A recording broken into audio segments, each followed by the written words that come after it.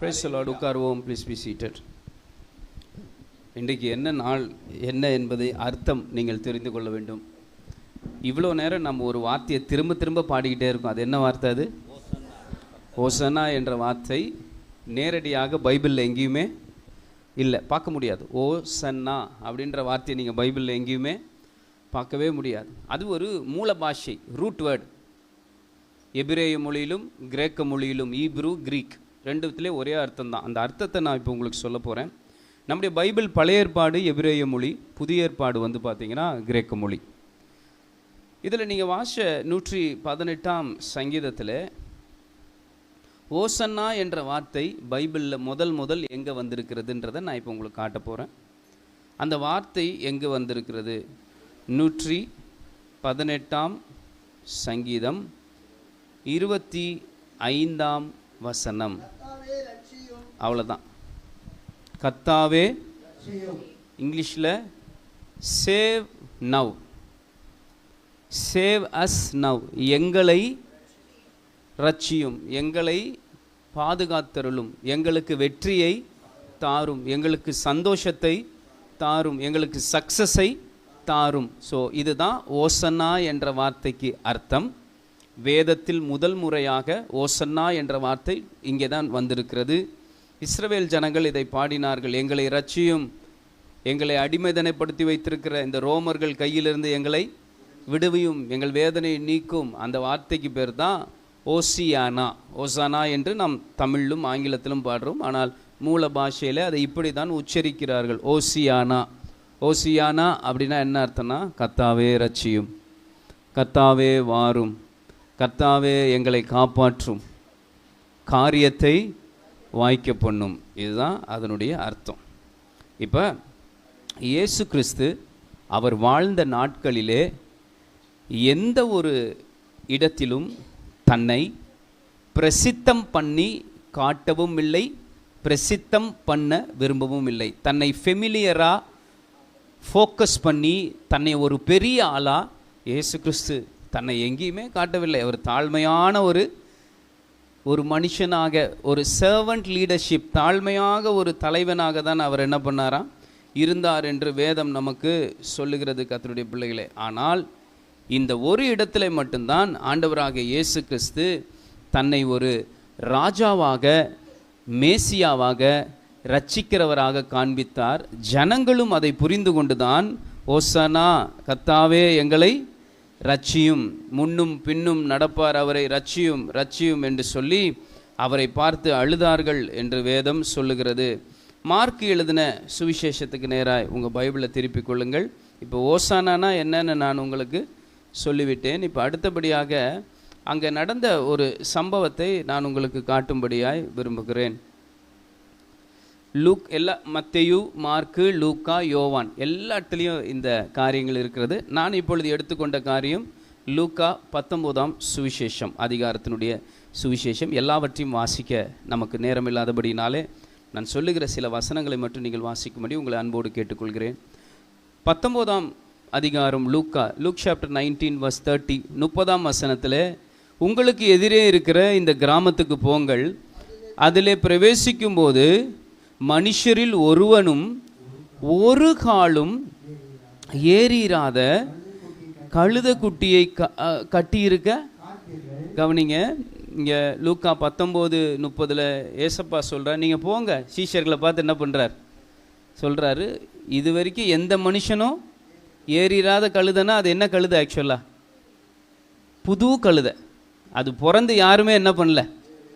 கழுதைன்னா நம்ம ஊரில் இருக்கிற கழுதை மாதிரி நினச்சிடாதீங்க. இதை சொல்கிறாங்க கோவேறு கழுதை. ஆண்டவர் போயும் ஒரு டாங்கி மேலே தான் வரணுமா? ஸோ டாங்கினா நீங்கள் நம்ம ஊரில் இருக்கிற கழுதைன்னு நினச்சிடாதீங்க. அந்த ஊரில் இருக்கிற அந்த கோவேறு கழுதைன்றது கிட்டத்தட்ட பார்க்குறதுக்கு குதிரைக்கு ஈக்குவலாக என்ன பண்ணுமா தெரியுமா? அந்த கழுதையை போய் அவிழ்த்து கொண்டு வாருங்கள். யாருதுனே தெரியல அது. ஆனால் அதுக்கு ஒரு ஓனர் கட்டாயம் என்ன பண்ணுவார். அப்படி நீங்கள் அவிழ்க்கும் போது யாராவது கேட்டால் இது கர்த்தருக்கு வேண்டும் என்று சொல்லுங்கள், ஐ நீட் இட் அப்படின்னு என்ன பண்ணுங்க, அவன் உங்களுக்கு கொடுத்துருவான். அதே மாதிரி கொடுத்துருவான். இது நம்ம யாராவது செய்வோமா இப்படி சொன்னால்? ஏசப்பா நம்மளை பார்த்து சொல்கிறார், இந்தியன் பேங்க் கிட்ட ஒரு ஃபெராரி கார் புதுசு இருக்குது, நேராக போங்க, சாவிலாம் கிடையாது, பேனட்டை ஓப்பன் பண்ணி ஒயர் அடித்து ஸ்டார்ட் பண்ணுங்க. எதை அடித்து? ஒயர் அடித்து ஸ்டார்ட் பண்ணுங்க, ஓட்டிட்டு வாங்க. யாராவது கேட்டால் இது யாருக்கு வேணுன்றங்க, நம்ம செய்வோமா? அதான் அந்த நாட்களில் கோவேறு கழுது என்பது யார் போவா, எதுக்கு போவாங்க? இந்த கழுதையில் போகும்போது ஏன் ஜனங்கள்லாம் இப்படி இந்த ஓலைகளை எடுத்து அசைத்தார்கள்? சிலர் தங்கள் வஸ்திரங்களை எடுத்து கீழே என்ன பண்ணிட்டாங்களாம்? அந்த கழுதை எது மேலே மிதிச்சு நடந்து வருது இப்போ போகிறேன். ஏன் இப்படி நடக்குது? இதனுடைய அர்த்தம் என்ன?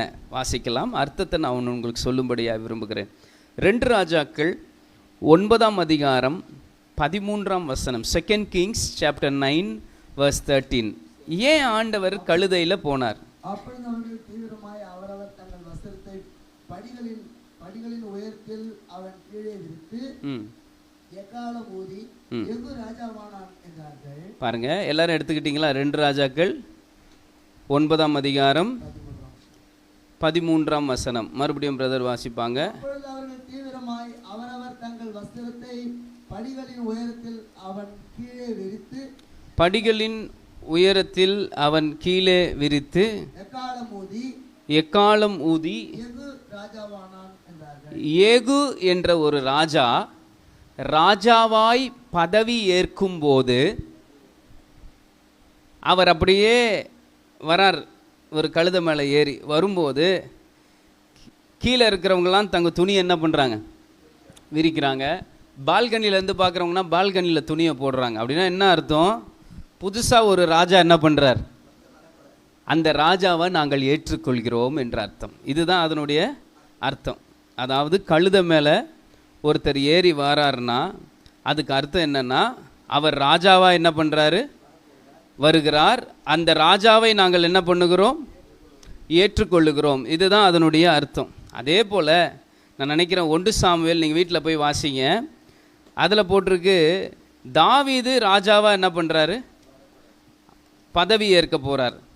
அப்போ அந்த தாவீது ராஜாவாக பதவி ஏற்கும்போது சாமுவேல் ராஜாவாய் பதவி ஏற்கும்போது தாவீது ஒரு காரியம் பண்ணுறார். என்ன காரியம்? வாசிக்கலாம். 1 ராஜாக்கள் 1ஆம் அதிகாரம் 1 Kings chapter 1. எல்லாரும் எடுத்துக்கங்க. அதில் நான் ஒரு காரியத்தை காட்டுறேன். 32ஆம் வசனத்திலேருந்து வாசிக்கலாம்.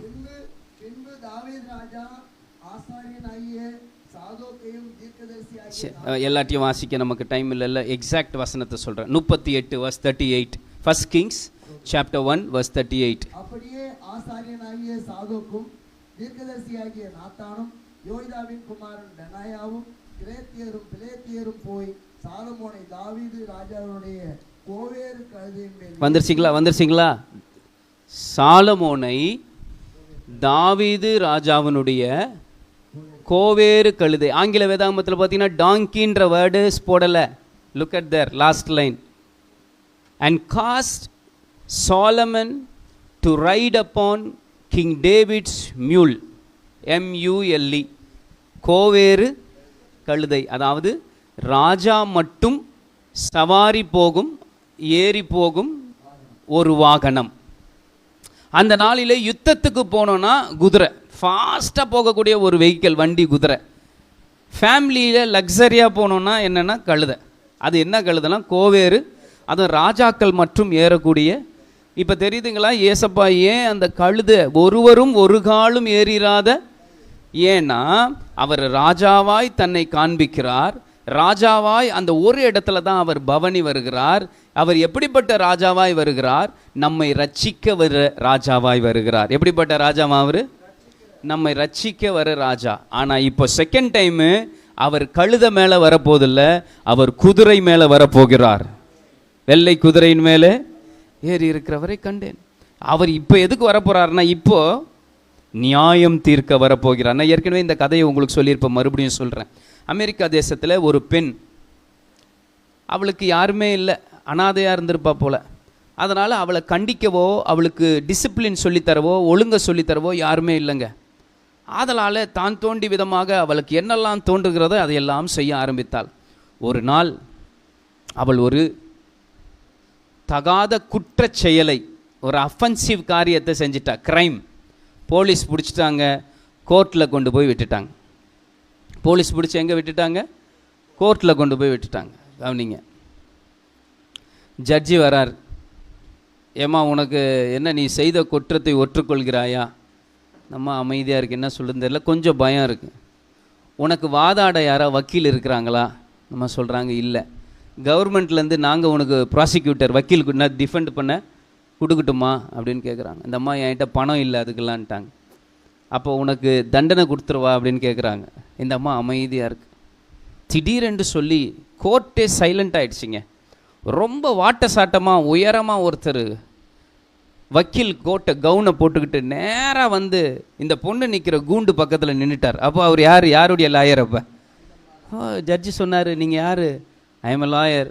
எதுக்கு வந்திருக்கீங்க? இந்த பொண்ணுக்காக நான் டிஃபெண்ட் பண்ண வந்திருக்கேன். Defendant, lawyer. ஓகே, டிஃபெண்ட் பண்ணுங்க. டிஃபெண்ட் பண்ணி அந்த பொண்ணை காப்பாற்றிட்டாருங்க. வெளியே வந்துட்டார். அந்த பொண்ணுக்கிட்ட சொன்னாராம், அம்மா ஏசப்பா சொன்னார் பைபிளில், போ இனி பாவம், go and do not sin. அந்த அம்மா மறுபடியும் போய் ஒரு தைரியம் வந்துருச்சிங்க. நாம் எவ்வளோ தான் தப்பு பண்ணாலும் எனக்காக வக்காலத்து வாங்கி காசே இல்லாமல் வழக்காட ஒருத்தர் வந்துடுவார்னு பெரிய குற்றம் செய்தால் மறுபடியும் மாட்டிக்கிட்டா. மறுபடியும் அவரே வந்து காப்பாற்றிட்டார். முதல் வந்தாரே அவர். மூணாவது தடவை ரொம்ப தைரியம். இப்போ சிலருக்கெலாம் பாருங்களேன், தங்களுக்கு லீகலாக அஃபிஷியலாக யாராவது தெரிஞ்சிட்டா ரொம்ப பந்தா பண்ணுவாங்க. என்ன பண்ணுவாங்க? எனக்கு அவரை தெரியும், எனக்கு இவரை தெரியும் அப்படின்னு மிஸ்யூஸ் பண்ணுவாங்க. அவங்களுக்கு கிடைச்ச காரியங்களை என்ன பண்ணுவாங்க? மிஸ்யூஸ் பண்ணுவாங்க. அப்போ பாருங்கள், இந்த அம்மா கொலை ஒன்று செஞ்சு மாட்டிக்கிட்டா. மரண தண்டனை தான். என்ன தண்டனை இந்த அம்மாவுக்கு? இப்போ வந்து பார்த்துட்டிங்கன்னா ரொம்ப தைரியம் இந்த அம்மாவுக்கு. வக்கீல் வந்து தனி என்ன பண்ணிடுவார்? பார்த்தீங்கன்னா ஜட்ஜும் வரல, வக்கீலும் வரல, ஆனால் எல்லாரும் வந்து ஆஜராயிட்டாங்க. அன்றைக்கி பார்த்தீங்கன்னா ரொம்ப லேட் ஆகுது. இந்த அம்மாவுக்கு ரொம்ப தைரியம், ஒன்றும் பிரச்சனை இல்லை, ஒருத்தர் வந்துடுவார்னு. கடைசியாக பார்த்தீங்கன்னா இந்த ஐயா வந்தார். யார்? 3 தடவை காப்பாற்றினார் வக்கீல். வந்தாருங்க. நேராக வந்து இந்த பொண்ணை பார்த்துட்டு ஐ எம் சாரிம்மா அப்படின்ட்டு போயிட்டாராம். என்ன சாரி அப்படின்னு கேட்குறாங்க. இந்த அம்மா சொல்கிறாராம், கடந்த 3 முறை நான் வக்கீலாக இருந்தேன், உனக்காக வாதாடினேன், டிஃபெண்ட் பண்ணிட்டேன். ஏன்னா அப்போ நான் வந்து லாயர். இப்போ எனக்கு ப்ரொமோஷன் கொடுத்துட்டாங்கம்மா, நான் ஜட்ஜ் ஆகிட்டேன். என்ன ஆகிட்டாரா? இப்போ ஐ கனாட் டிஃபெண்ட் யூ. உனக்கு நான் வாதாட இப்போ நான் ஒன்று தான் செய்ய முடியும். அது என்னன்னா தீர்ப்பு. என்ன கொடுக்க முடியும்? நான் ஐ எம் எ ஜட்ஜ். நான் என்னவாயிட்டேன்? நேராக போய் ஜட்ஜி சீட்டில் உட்கார்ந்தாரு. நீ செய்தது தப்பு, உனக்கு நியாய தீர்ப்பு, மரண தண்டனை. இதனுடைய அர்த்தம் என்ன தெரியுமா? இயேசு கிறிஸ்து முதல் முறை வந்தார் கழுத மேலே நம்மை ரட்சிக்க, நமக்காக வாதாட. ஆனால் எனக்கு அருமையான ஆண்டவருடைய தேவ ஜனமே, திருசபையே, அவர் திரும்ப வரப்போகிறார் வாதாட அல்ல, நம்மை நியாயம் தீர்க்க. அன்போடு உங்களை எச்சரிக்கிறேன், be careful, is coming again. நான் மறுபடியும் வருவேன்றதுக்கு தான் அதெல்லாம் பாட்டிட்டு போயிருக்கிறேன். என்னவா வர போகிறாராம்? நம்ம பாடணும், ராஜா வருகிறார். நம்ம பாடுவோம், ஆயத்தமாவோம், இயேசு வருகிறார். இன்றைக்கு இந்த குருத்தோலை நாம் கையில் எடுக்கும்போது நமக்கு ஒரு ஒரு ஒரு ஒரு பயம் இருக்கணும். என் ராஜா வரப்போகிறார், என்னை ரட்சிக்க, என்னை காப்பாற்ற மாத்திரமல்ல, என்னை நியாயம் தீர்க்க வரப்போகிறார். இஸ் கம்மிங் டு ஜட்ஜஸ், அதே சமயத்தில் டு சேவஸ். நம்ம ஸோ இன்றைக்கி நம்ம வந்து குருத்தோலை மட்டும்தான் கையில் வச்சுருக்கிறோம். என்ன ஓலை கையில் வச்சுருக்கிறோம்? ஆனால் அந்த நாட்களிலே குருத்தோலை ஒரு கையில், இன்னொரு கையில் இன்னொரு ஓலை வச்சுருந்தாங்க. அது என்ன ஓலை? அந்த ஓலைக்கு பேர் ஆற்று அலரி செடி. ரொம்ப வருஷத்துக்கு முன்னாடி நான் ஒரு செய்தி கொடுத்தேன், யூடியூப்பில் இருக்கும், நீங்கள் போய் கேட்கலாம். Willow tree and bomb tree, ஆற்று அலரி செடி மற்றும் குருத்தோலை செடி. லேவியராகமம் 23ஆம் அதிகாரம் 40ஆம் வசனத்திலே ஆசாரியர்கள், எங்களை போல நாங்கள் ஊழியம் செய்கிறோம் இல்லையா, ஆசாரியர்களை பார்த்து ஆண்டவர் சொன்ன கட்டளையில் ஒன்று, என்னை சந்திக்க நீ வரும்போது, when you come to meet me in my presence, you have to bring 2 leaves, 2 இலைகளை உன் கையில கொண்டு வர வேண்டும். அது ஒரு இலைக்கு பேரு பாம் ட்ரீ. இப்போ நம்ம இங்க கட்டி தொங்க விட்டுருக்கிறோம். இன்னொரு இலைக்கு செடிக்கு பேர் நம்ம கையில் அது இல்லை. அது ஆற்று ரிவர் சைடில் ஓரமா வளருமா, அது ஆற்று அலரி செடி. வாசிக்கிறீங்களா பிரதர்? வெளிப்படு ஐம் சாரி லெவிட்டிகஸ் 23:40.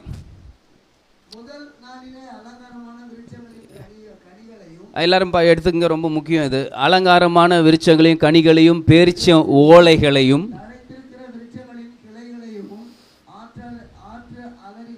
ஆற்று அலரி செடி, இங்கிலீஷில் வில்லோ. இதுக்கு பேர் என்னதுங்க?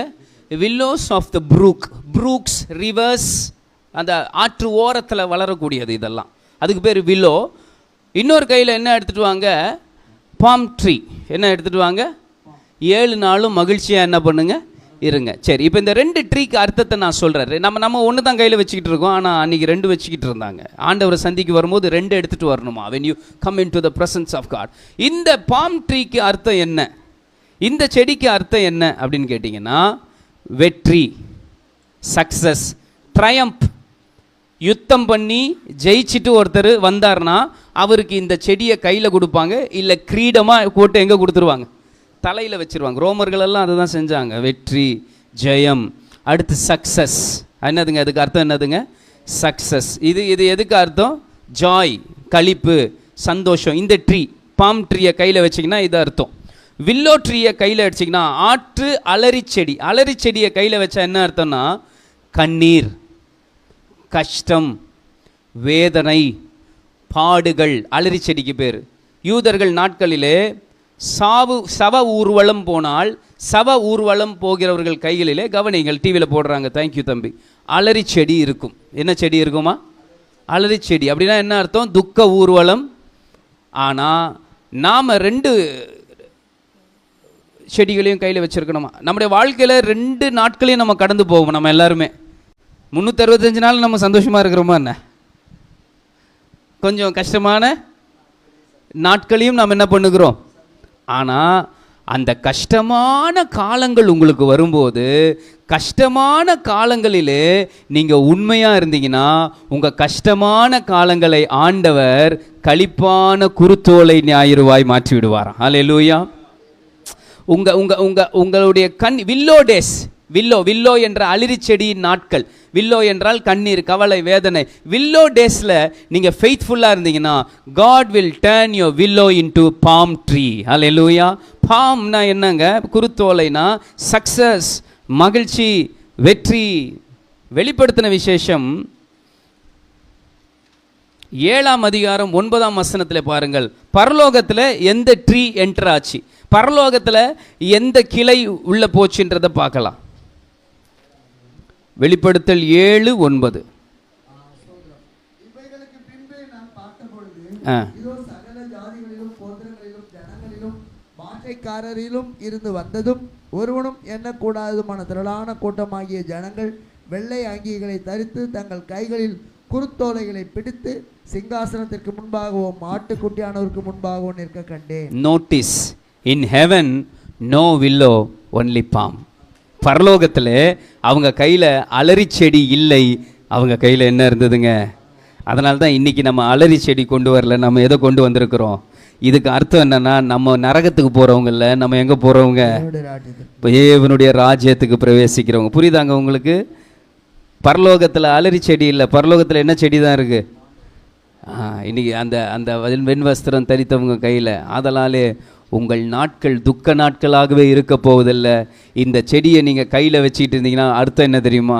உங்கள் துக்க நாட்கள் சீக்கிரம் முடிய போகிறது. ஹல்லேலூயா. உங்கள் சுகவாழ்வு சீக்கிரம் தொழிற்க போகிறது. உங்கள் பரலோக மகிமைக்கு நேராய் கர்த்தர் உங்களை நடத்த போகிறார். இது தாங்க சுருக்கமாக. இந்த செடியெலாம் நம்ம எடுக்கணுமா, வைக்கணுமா? பாருங்கள், என் தலைக்கு மேலே எவ்வளோ அழகாக தோரணமெல்லாம் கட்டி தொங்க விட்டு. இதனால் அர்த்தம் என்னென்னா, நாங்கள் என்ன சொல்ல வரோம்? நாம் பரலோகத்துக்கு போகிறோம். அங்கே கண்ணீர் இல்லை, அங்கே துக்கம் இல்லை. ராஜா சீக்கிரம் வரப்போகிறார்.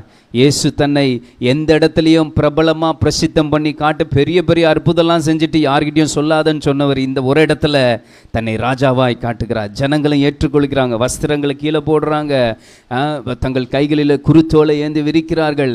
இயேசுவே வாரும், எதற்கு? எங்களை ரட்சிக்க வாரும். இன்னைக்கு நீங்கள் ஓசானா என்று பாடும்போது அந்த ஓசானா என்ற வார்த்தைக்கு அர்த்தம் தெரியுமாங்க? வாரும், எங்களை ரட்சியும், வாரும், எங்களை காப்பாற்றும், இது கர்த்தரால் ஆயிற்று, இது எங்கள் கண்களுக்கு ஆச்சரியமாயிருக்கிறது. கர்த்தாவே வாரும், காரியத்தை வாய்க்க பண்ணும். நீங்கள் கூப்பிட்டீங்கன்னா மனதார அவர் வந்து உங்கள் காரியத்தை வாய்க்க பண்ணுவார், உங்களை ஆசீர்வதிப்பார். எல்லாரும் அப்படி எழுந்து கொஞ்ச நேரம் இந்த ஓசானா என்ற வார்த்தைக்கு இப்போ அர்த்தம் தெரிஞ்சு என்ன பண்ண போகிறோம்? பரலோகவாசிகள், என் கண்ணீரின் துக்க நாட்கள், என் அலிரி செடிகள், என் வில்லோ டேஸை கர்த்தர் என்னவா மாற்ற போகிறாருங்க? ஆமாம், எல்லாரும் எழுந்து நின்று ஆண்டவர் அப்படியே விடுதலையோடு நம்ம ஆராதிக்க போகிறோம். இன்னைக்கு ஆண்டவரை தொழுது கொள்ள நம்ம எல்லாருக்கும் ஆண்டவர் கிருபை கொடுத்துருக்கிறாரு. இன்னைக்கு பெரிய விசேஷம் என்னன்னா, கர்த்தருடைய பந்தி வேற நமக்கு இருக்கு. இன்னைக்கு என்ன இருக்குங்க? நமக்கு ஆண்டவருடைய பந்தி வேற ஆண்டவர் நமக்கு ஆயத்தம் பண்ணி வச்சிருக்கிறாரு. எல்லாரும் ராஜா வருகிறாரு, நாம என்ன பண்ணணுமா? ஆயத்தமாகணும். இந்த பாடலை நம்ம எல்லாரும் சேர்ந்து பாடலாமா பயபக்தியோடு?